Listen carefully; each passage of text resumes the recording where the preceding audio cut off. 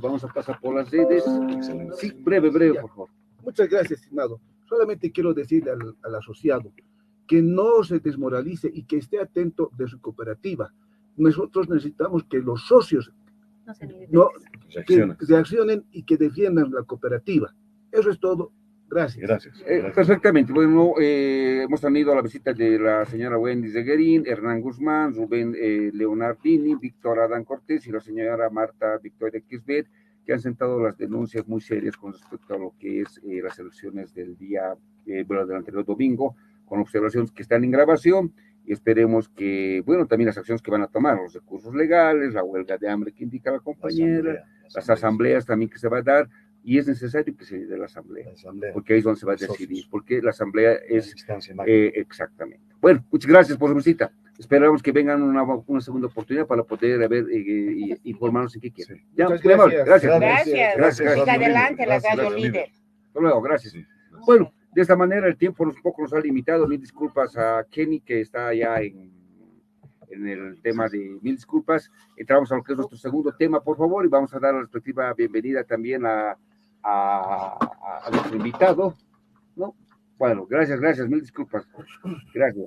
Estamos con el señor Kenny Pérez, él es politólogo, es escritor, investigador en el tema de lo que es el tema de lo que la ciencia política corresponde, ¿no? Y en este caso, por ejemplo, es muy importante que analicemos un tema que ha llamado la atención. ¿Cuál es ese tema? Ese tema justamente es el de las denuncias que se están dando entre ambas alas. Acá hablamos de los que son, bueno, los conservadores y los que también hablamos del movimiento socialismo, del MAS. En ese contexto hay denuncias del ex ministro hablamos del señor Romero, que le da, bueno, le indica al ministro el señor del Castillo, le indica que revise sus recursos económicos. Señor Kenny, muy buenos días, bienvenido. Hola, buenos días. Un saludo a todos. Gracias, mil disculpas, estamos atrasados, vamos a compensar de alguna manera. Pero bueno, a ver, ¿cuál es el criterio que tiene al respecto, señor Kenny? Yo pienso de que esta pugna interna en el MAS ya se ha expuesto a plenitud, ¿no? Yo creo que la declaración de guerra, ¿no? Ocurrió cuando en el último evento, ¿no? Celebrando el aniversario del movimiento socialismo, en donde Evo Morales atacó directamente, ¿no? a Luis Arce Catacora, ¿no? Y ahí se definieron las líneas, ¿no? de las facciones, ¿no? Se establecieron las facciones, ¿no? La facción de Evo Morales y la facción de Luis Arce Catacora, ¿no? Ahora, ¿qué es lo que ocurre, no? Recientemente apareció Carlos Romero, ¿no?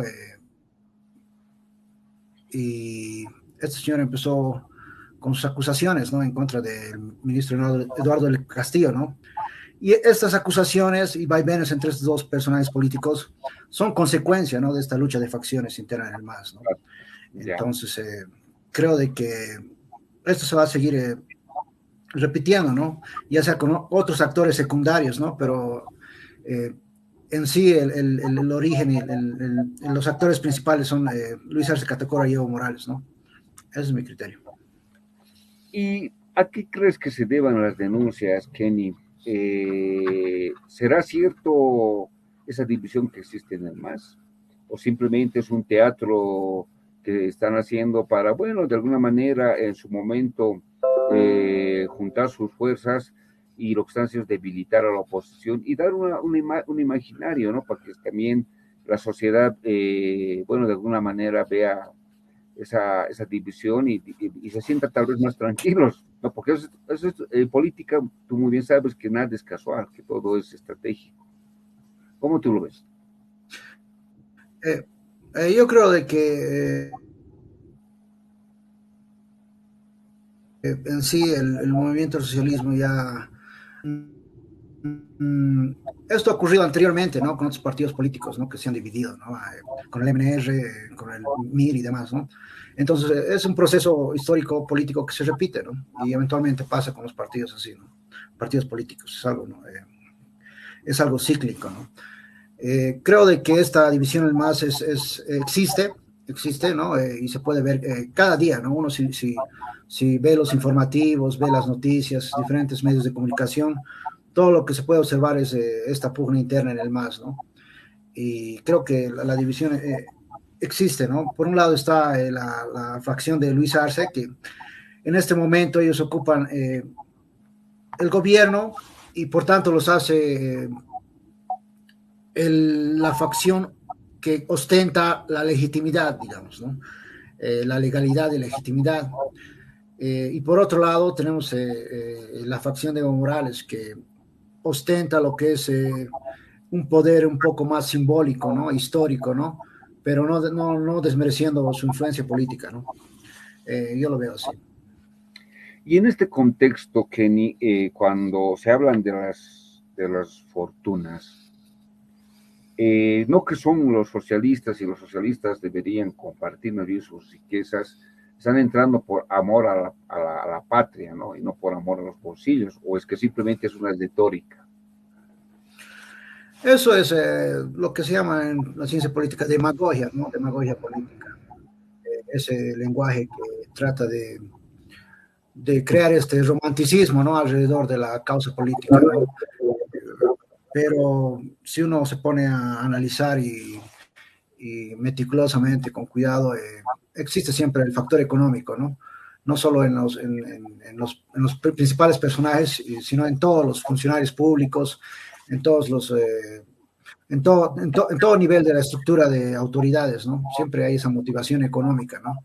No creo que sea algo genuino, auténtico, ¿no? Ese dogma de socialismo para ser aplicado, ¿no? En la sociedad boliviana, ¿no? Siempre existe el factor económico, ¿no?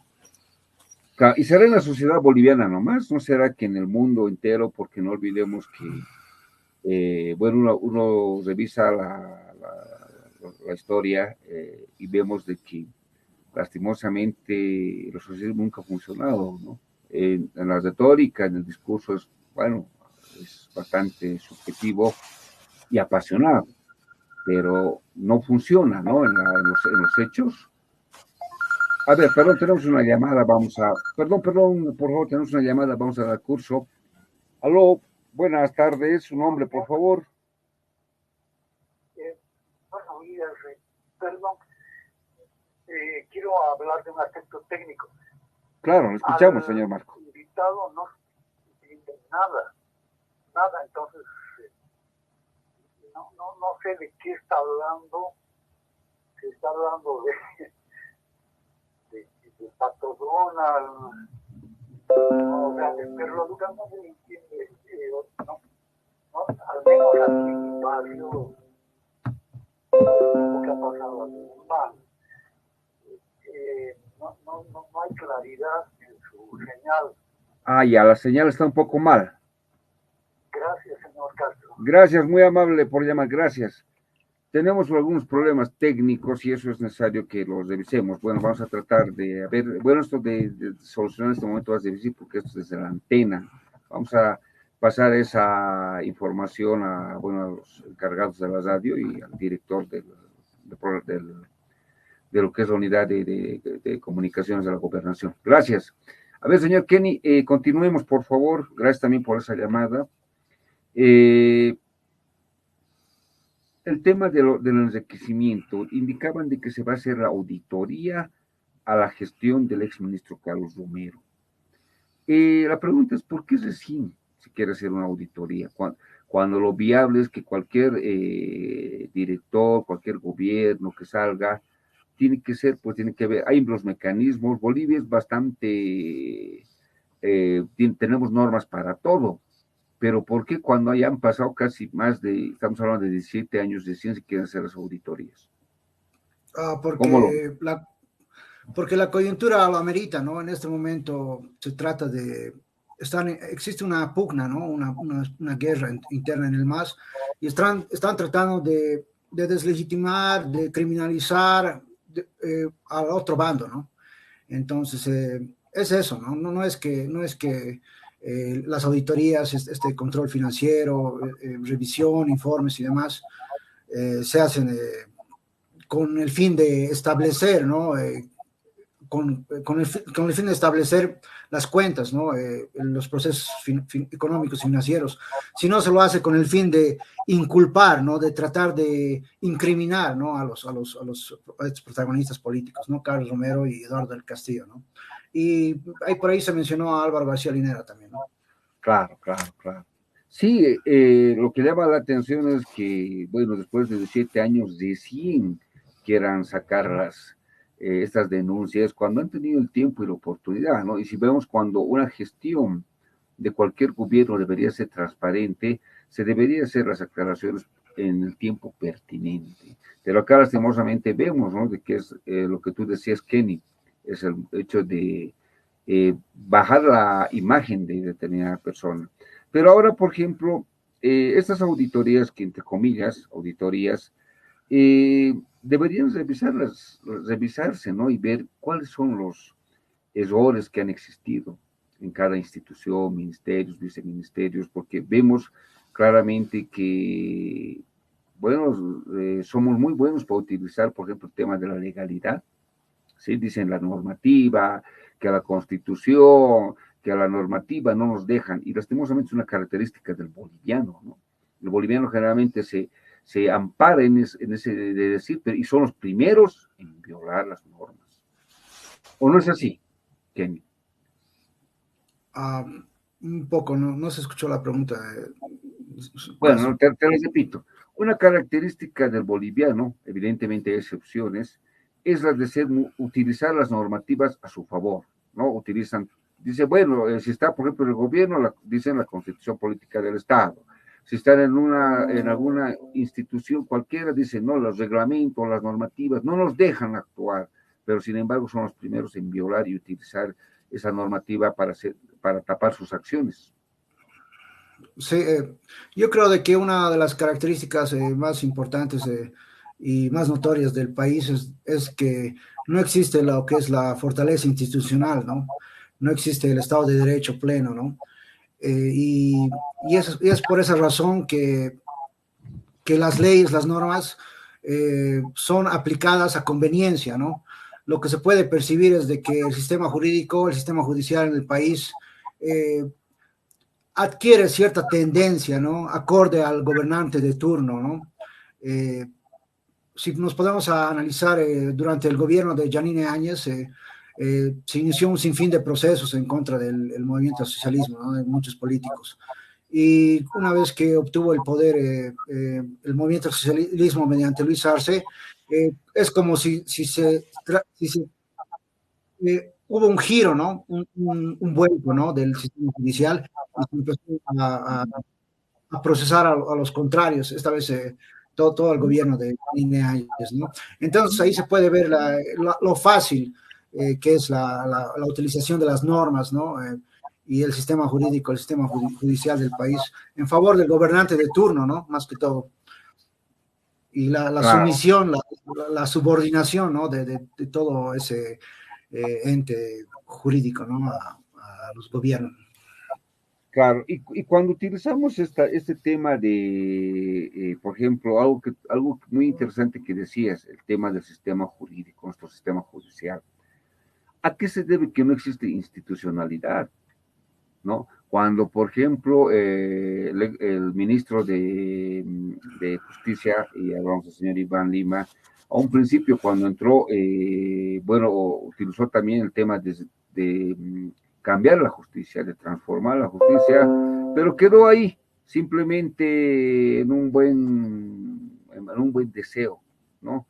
Y hemos visto hoy en día, por ejemplo, un ejemplo claro, el tema de la elección del defensor del pueblo, por ejemplo, ¿no? Hemos visto cómo ha sido todo un teatro, lastimosamente una formalidad de legalidad, pero que bueno, que más que defensor del pueblo es defensor del país, ¿no? Porque vemos su accionar, o sea, no se ve nada directamente. Ahora, el tema de las elecciones de magistrados, la experiencia nos ha demostrado que hace muchos años se hablaba con mucha facilidad, se hablaba con mucha difusión de que iba a ser la salvación para la crisis judicial. Pero ahora hemos visto que no, todo lo contrario, ha empeorado el tema de la crisis judicial, y ahora también se está llamando nuevamente a lo mismo. O sea, simplemente son parches, porque esa institucionalidad de la que estamos hablando debería darse. ¿Cómo tú lo ves? Sí, yo quisiera comentar, ¿no? Recientemente asistí, ¿no? a un evento organizado por el Colegio de Politólogos, ¿no? De aquí de Cochabamba, en donde se promovía, ¿no? este debate sobre la reforma judicial y iba acompañado de lo que es la recolección de firmas para establecer los mecanismos, ¿no? Para fomentar esta iniciativa. Pero yo creo de que el sistema judicial del país es el reflejo de toda la sociedad en sí, ¿no? No se puede transformar algo menor sin transformar lo que es mayor, ¿no? El sistema judicial del país es el reflejo de la sociedad boliviana. Uno, si se pone a analizar, existen muchas deficiencias, muchas falencias. En lo que se refiere a la corrupción, a la vigencia de la corrupción en el país, ¿no? No solo en el aspecto jurídico, ¿no? En todo a nivel de la estructura política social del país, ¿no? Entonces, atacar a simplemente enfatizarse en el sistema judicial para solucionar esta crisis jurídica en el país, no creo que sea algo que corresponda, ¿no? En sí, el cambio tiene que ser a nivel más amplio, ¿no? En lo que se refiere a la idiosincrasia y la diferente cultura política, cultura social, cultura moral y ética del ciudadano boliviano, ¿no? Y eso, ¿no? Porque el sistema judicial es simplemente una parte, ¿no? de lo que es toda una estructura del país, ¿no? Del Estado. Claro, exactamente. Y otro aspecto, ¿no? ¿Qué hacemos como bolivianos, como sociedad boliviana? Que el fin de nosotros es, bueno, trabajar, sobrevivir y llevar mejores condiciones de vida a nuestras casas o aportar en algo a la sociedad. Pero cuando vemos esta clase, por ejemplo, el tema de fortunas, y rompe, ¿no? El esquema de ese imaginario que nos dan cuando, y mucho más ahora, ¿no? Porque se indica que son gobiernos socialistas, que no debería haber corrupción, que no debería haber tema de enriquecimiento, pero vemos todo lo contrario. Las supuestas reservas morales de determinado sector no había sido tal reservas morales. El tema del sistema judicial, que como nunca Evo Morales y también, bueno, hace Catacol han tenido ese apoyo, ¿no? Me refiero, por ejemplo, tenían la mayoría absoluta a un principio, tenían el apoyo de la sociedad, tenían dinero. ¿Por qué no hicieron ese cambio del sistema judicial? En primer lugar, los nombres, los logos, ¿no? Que adquieren las formas de gobierno, muchas veces no corresponden a la forma de gobierno, digamos, ¿no? Esto se puede ver en la historia, ¿no? Por ejemplo, los nazis, ¿no? de Hitler, ¿no? Eran nacionalsocialistas, ¿no? Luego, después de la Segunda Guerra Mundial, cuando Alemania se dividió en dos, en el muro de Berlín, en el lado este de la Unión Soviética, la República de Alemania tenía la palabra democrático, ¿no? Para describir a ese país, pero en realidad era comunista, ¿no? Actualmente, ¿no? También en Corea del Norte se lo denomina como democrático, ¿no? Siéndose una potencia comunista, ¿no? Entonces, muchas veces el nombre del que el gobierno adopta para gobernar y para identificarse no corresponde a la forma de gobierno, ¿no? Entonces, ahora si vemos al movimiento al socialismo, eso de socialismo tal vez no se aplique, ¿no? Simplemente es una manera de, como le digo, demagogia, ¿no? Y no corresponde a su forma de gobierno, ¿no? Porque hay muchos casos de corrupción, de enriquecimiento, así, ¿no? Tal vez en algunos aspectos sí, ¿no? En algunos elementos del gobierno, ¿no? Como los bonos, la nacionalización y demás, ¿no? Se puede identificar con el aspecto socialista, pero no es algo pleno, ¿no? Eso creo. Claro, que tampoco han funcionado, ¿no? Por ejemplo, la nacionalización no es tal como lo decían. El tema de los bonos, evidentemente que esto evidentemente es un tema económico, pero hay que sectorializar, hay que ver los sectores que realmente necesitan, porque los bonos acá en Bolivia los dan como, y hemos visto, ¿no? La experiencia, por ejemplo, en Venezuela, en Ecuador, le dan, bueno, un tinte más demagógico para captar votos y luego se olvidan, ¿no? Utilizan ese aspecto.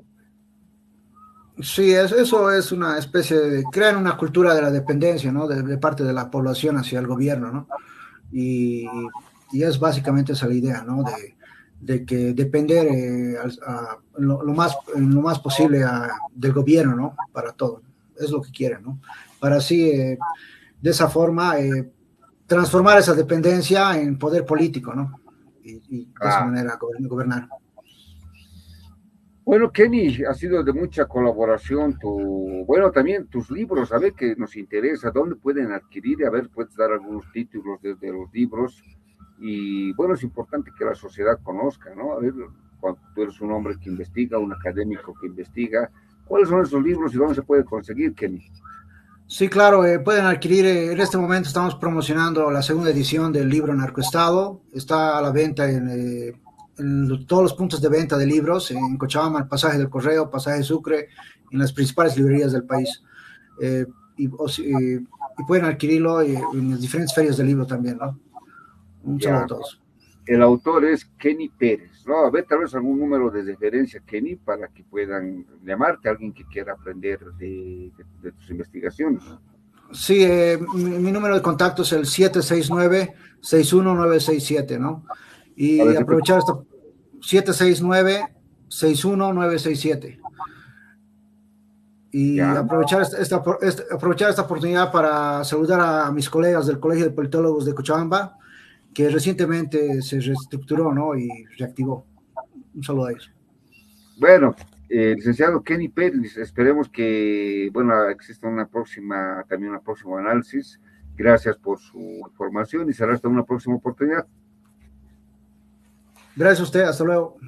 Hasta luego, hasta luego. Vámonos a un pequeño espacio institucional para retornar ya con la tercera entrevista, que es con tercera entrevista internacional que tenemos.